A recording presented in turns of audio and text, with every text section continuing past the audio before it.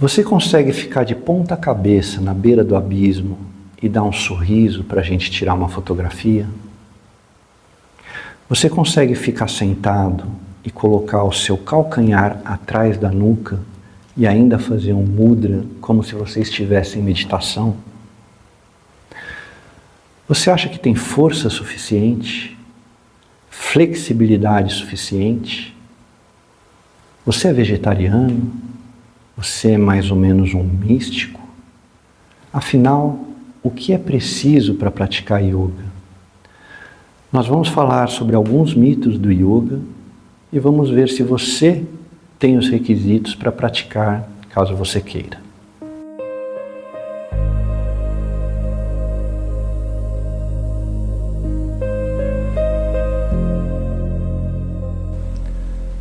Existem muitos mitos sobre o yoga. Um deles é achar que praticar yoga equivale a praticar posturas físicas. As posturas físicas no yoga se chamam asanas. Só que os asanas são uma das técnicas do yoga. O yoga tem muitas outras. Para que o tema fique mais claro, eu vou colocar uma figura de um iceberg na tela. Imagine que esse iceberg, na sua totalidade, corresponde às técnicas do yoga. A parte que está acima da linha d'água é a parte que normalmente a gente vê. Essa parte é bem menor do que a parte que está submersa. A parte que está acima da linha d'água corresponderia aos asanas. A parte que está submersa, que é muito maior, corresponderia às demais técnicas do yoga. Você poderia perguntar: Rodrigo, se os asanas são a menor parte do yoga, por qual razão as pessoas associam praticar yoga a praticar asanas? Existem pelo menos umas 3 razões para que isso aconteça. A primeira, porque asana é divertido, as pessoas gostam de aprender e os professores gostam de ensinar. A segunda razão é que os asanas são a parte visível do yoga, são a parte que você pode registrar com o celular, com uma câmera fotográfica. Você consegue tirar uma fotografia de uma pessoa numa postura de yoga, mas você não consegue tirar uma fotografia do fluxo mental de um praticante de yoga. Você não consegue ver se ele está com uma grande quantidade de pensamentos, se ele está distraído ou se ele está concentrado. Da mesma forma, você não consegue verificar na imagem como estão os batimentos cardíacos daquele praticante. Você não consegue também perceber na imagem como está a respiração. Ela está profunda ou ela está curta? Rápida ou lenta? Ou o praticante está numa pausa respiratória?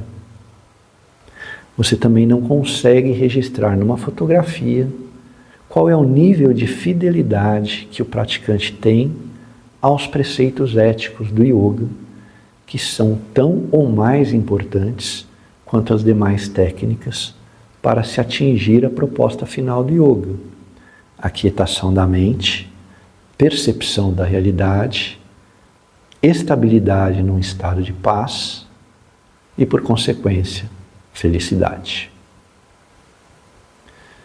A terceira razão pela qual se associa o yoga à prática de asanas é que os asanas funcionam como uma espécie de chamariz.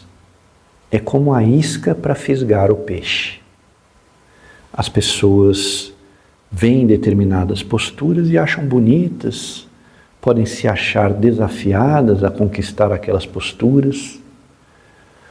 Um professor do meu curso de formação em yoga tinha um projeto na Fundação Casa. E ali, na Fundação Casa, eram acolhidos os jovens que tinham algum problema com atos infracionais cometidos com violência ou ameaça ou relativos a tráfico de drogas.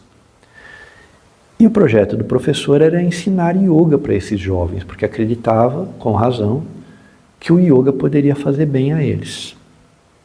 Só que o professor não imaginava que ia chegar ali na sala de yoga com um monte de jovem e esses jovens não estariam interessados. Eles estavam conversando, dando risada, fazendo brincadeiras.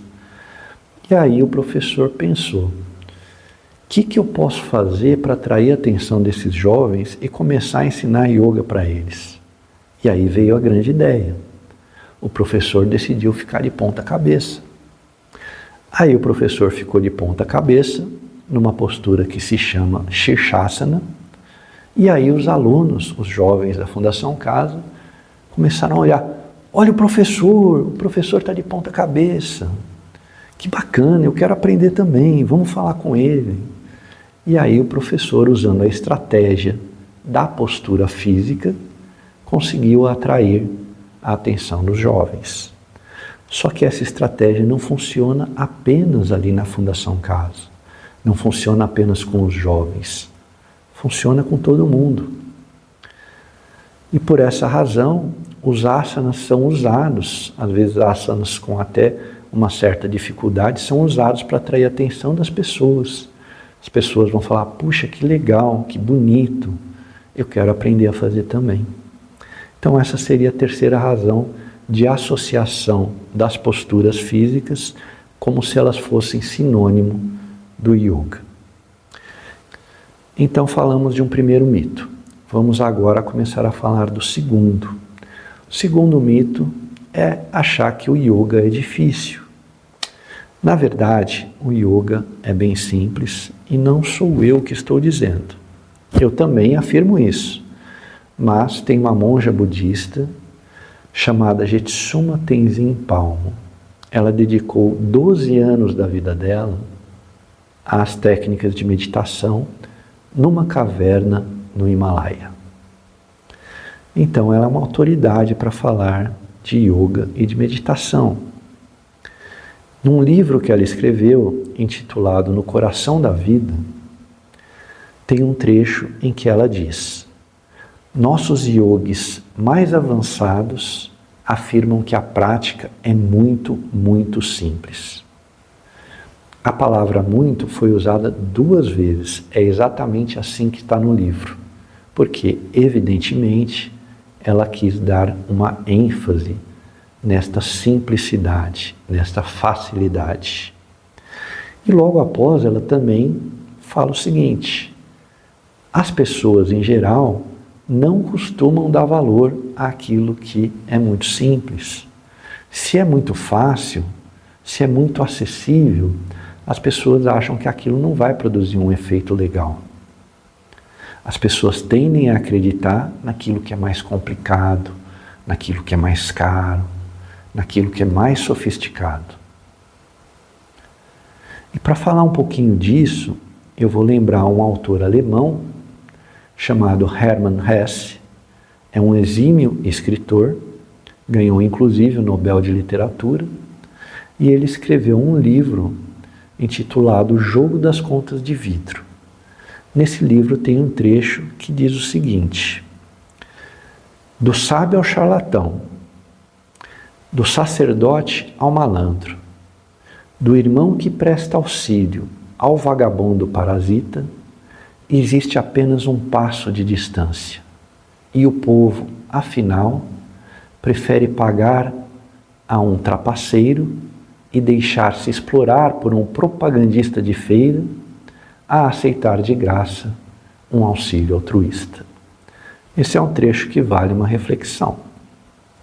Então, nesse segundo mito, nós vimos que o yoga, ao contrário do que se pensa, é simples. Se você quiser praticar, basta que você queira. Com relação à simplicidade do yoga, vocês também podem perguntar: tudo bem, Rodrigo, praticar yoga é simples, mas você falou que os asanas são a menor parte do yoga, mas eu não consigo colocar o meu calcanhar atrás da nuca, eu não consigo torcer a minha coluna, eu não consigo ficar de ponta cabeça. Ainda que seja a menor parte do yoga, eu não consigo fazer essas coisas. Então eu já vou deixar claro que você não precisa fazer nada disso. O conceito de asana, de acordo com a concepção clássica de yoga, que é a concepção que está escrita no Yoga Sutras de Patanjali, é a obra que serve como um dos 6 fundamentos filosóficos da cultura indiana. Os fundamentos dos asanas são 4. Eles estão previstos no livro 2, Sutra 46 e 47 da obra de Patanjali. São os 4 requisitos: estabilidade, conforto, relaxamento do esforço e disponibilização da mente às percepções internas e externas. Algumas traduções dizem que é percepção da mente no infinito. Mas, enfim, não importa em que posição física você esteja, desde que você reúna esses 4 requisitos, você estará entrando numa postura que se chama asana. Você pode fazer isso sentado, você pode fazer isso deitado na rede da varanda, você pode fazer isso deitado.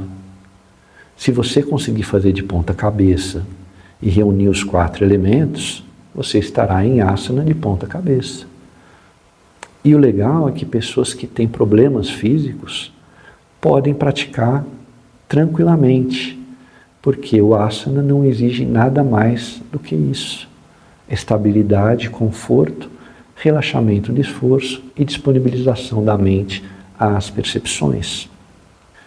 Com relação aos asanas que são previstos em outros textos de yoga, como por exemplo o Hatha Yoga, se o asana exige algum esforço, você vai trabalhar o relaxamento de esforço nos grupos musculares que não são exigidos pela postura. E aí você tenta se estabilizar, tenta ficar confortável dentro do possível naquela postura e a seguir disponibiliza a mente para as percepções. Falando do yoga clássico, já vimos, não tem dificuldade alguma, você não precisa fazer nenhuma postura maluca. Você pode fazer sentado, em pé, de ponta cabeça, torcido. Se você quiser fazer com o calcanhar atrás da nuca, você pode também. Mas não é necessário nada disso. Mesmo no Hatha Yoga, que é um dos ramos do yoga que descreve muito mais asanas e alguns deles com um certo grau de dificuldade, é dito o seguinte no livro 1, Sutra 64. Todo aquele que pratica o yoga em todos os seus aspectos obtém êxito, sejam jovens, velhos, decrépitos, enfermos ou fracos. O que o texto está dizendo, e isso parece bastante claro, é que qualquer pessoa, independentemente da condição física que ela tenha, pode até mesmo praticar Hatha Yoga, que é um yoga que prevê um número maior de asanas. Tem um outro mito que se refere aos professores de yoga. Às vezes as pessoas pensam que o professor de yoga é uma espécie de místico, de guru, de sábio. Pode até ser que ele seja sábio, mas o professor de yoga tem uma função nobre, que é ensinar as técnicas de yoga. Ele não deve falar para você, se ele for um bom professor, a verdade é essa ou a verdade é aquela. Tome a decisão A ou tome a decisão B. Termine o relacionamento ou continue, saia do trabalho ou permaneça no trabalho. O professor de yoga, se for um bom professor, vai te dar as técnicas, vai te dar o acesso a perceber o melhor caminho por você mesmo.